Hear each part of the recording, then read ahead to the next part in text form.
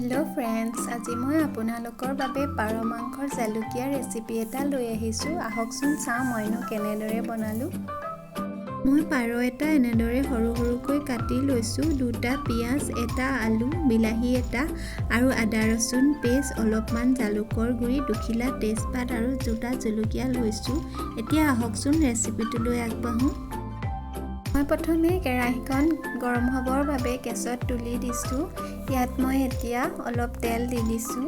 তেল বেছি নিদিলেও হয়, যিহেতু পাৰ মাংসত তেল ওলায়ে। তেলখিনি গৰম হৈ আহিলত মই তেজপাত 2 খিলা আৰু শুকান জলকীয়াটো দি দিছোঁ। এতিয়া মই ইয়াত পিঁয়াজখিনিও দি দিছোঁ।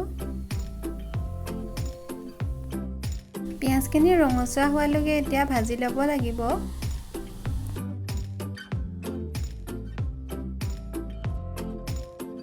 পিঁয়াজখিনি ৰঙচুৱা হৈ আহিল। এইখিনি সময়তে মই আদা ৰচুনৰ পেষ্টখিনি দি দিছোঁ। এতিয়া আদা ৰচুনৰ কেঁচা গন্ধটো যোৱালৈকে ভাজি লৈছোঁ।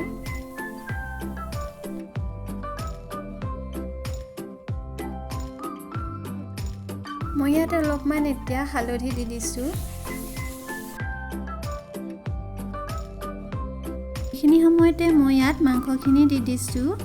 এতিয়া অলপ সময়ৰ বাবে মাংসখিনি এনেদৰে ভাজি লৈছোঁ।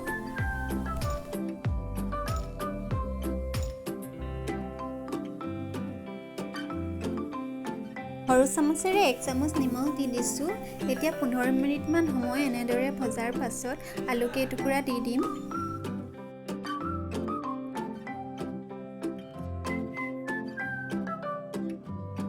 এতিয়া মাংসখিনিৰ সৈতে আলুখিনি আধা সিজালৈকে এনেদৰে ভাজি ল'ব লাগিব।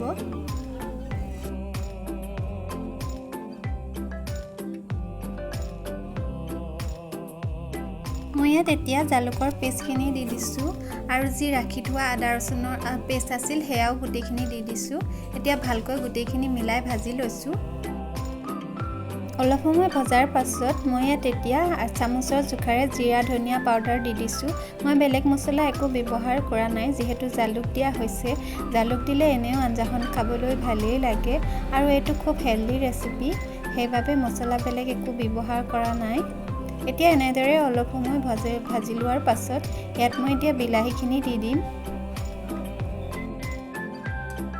বিলাহীখিনি দিয়াৰ পাছত এতিয়া গেছটো মিডিয়াম ফ্লেমত ৰাখি বিলাহীখিনি সিজালৈকে অলপ সময়ৰ বাবে এনেদৰে ভাজি লৈছোঁ।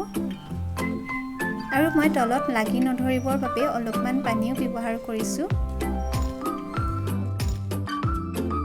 এতিয়া 10 মিনিটমান সময়ৰ বাবে কম জুইত ঢাকন লগাই ৰাখি থ'ম। মাজে মাজে লৰাই থাকিব লাগিব যাতে তলত লাগি নধৰে।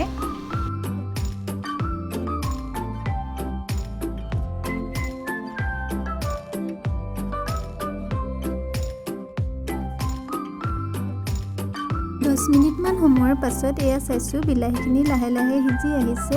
ইয়াত মই এতিয়া ৰাখি থোৱা জালুকৰ পেষ্টখিনি দি দিম। গোটেইখিনি ভালদৰে মিলাই অলপ সময়ৰ বাবে ভাজি লৈছোঁ।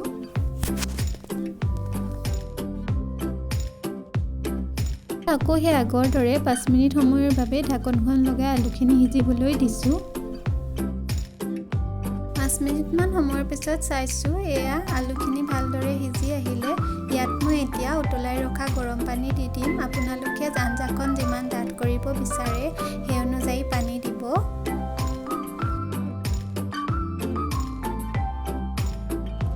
এতিয়া গেছটো মিডিয়াম ফ্লেমত ৰাখি ঢাকন লগাই অলপ সময়ৰ বাবে উতলিবলৈ দিম।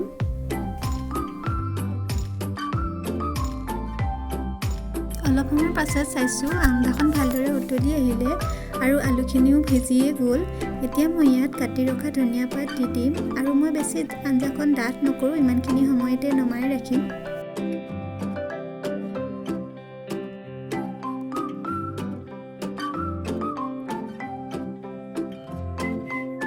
এয়া মোৰ জালুক দি বনোৱা পাৰ মাংসৰ আঞ্জাখন হৈ গ'ল। এনেদৰে আপোনালোকেও এদিন বনাই খাই চাবচোন, খুব টেষ্টি হয় খাবলৈ। যদি মোৰ ৰেচিপিটো ভাল লাগিলে তেন্তে লাইক কৰিব, কমেণ্ট কৰিব আৰু মোৰ চেনেলটো ছাবস্ক্ৰাইব কৰি দিব। ধন্যবাদ।